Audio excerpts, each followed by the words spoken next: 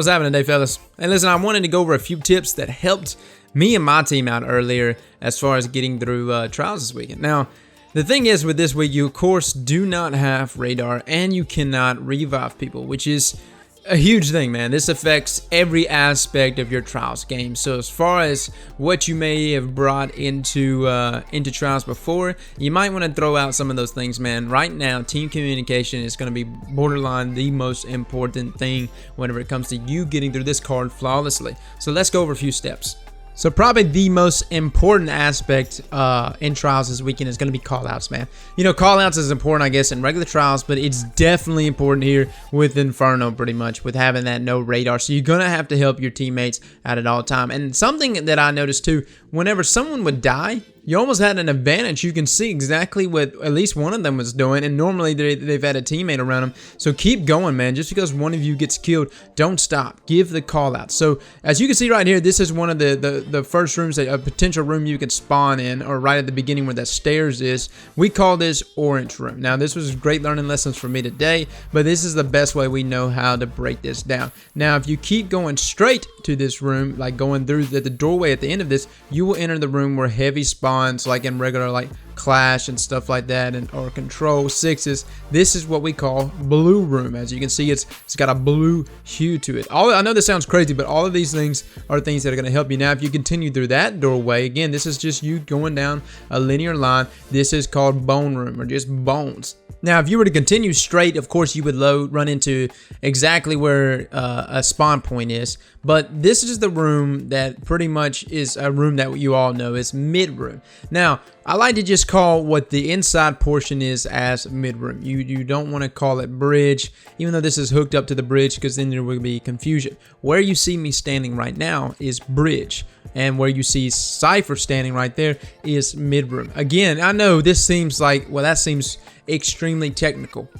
Listen, I'm best to be, especially if you're going to give out call outs, is to be as precise as you possibly can. And so that's why we've got names for each individual room like this.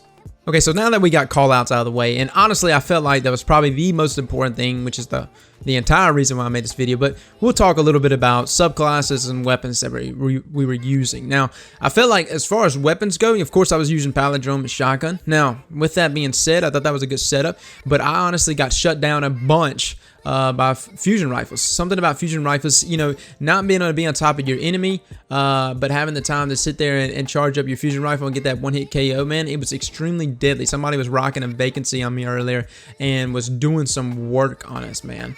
So, I mean, that's something to just kind of look into. If you feel like rocking a fusion rifle, if you've got a pretty good hand one, by all means, man, Inferno Crucible, it will work for you. The only problem is, of course, if you do have someone run up on top of you, you won't have time to, you know, with that charge time and stuff like that, you won't have time to quickly react, which is why I felt a little safer with the shotty.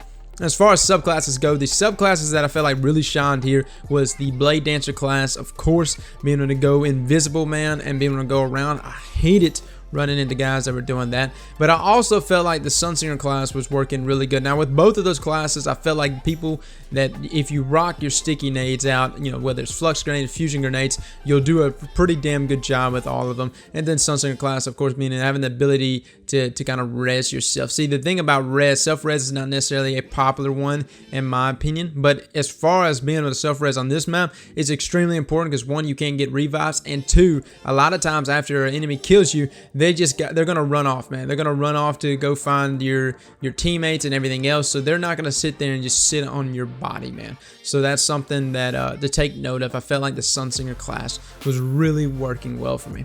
Well, guys, I hope this video helped you. I hope those callouts helped you. I really highly suggest you look into that and just kind of remember those names. I know it sounds stupid, but it really does help a ton as far as callouts go. And remember, even if you get domed at the very beginning of the match, just keep calling out for your teammates. And it is so easy to actually clutch it this week because people are just so disoriented, not having a radar, that you can go there and clean house with the right callouts, man. Anyways, fellas, good luck in trials. I'll be doing raffle runs with viewers and stuff like that tomorrow on Twitch, so feel free to stop by my Twitch and enter our raffle. Guys, y'all take care. Slap that like button like your mama told you right.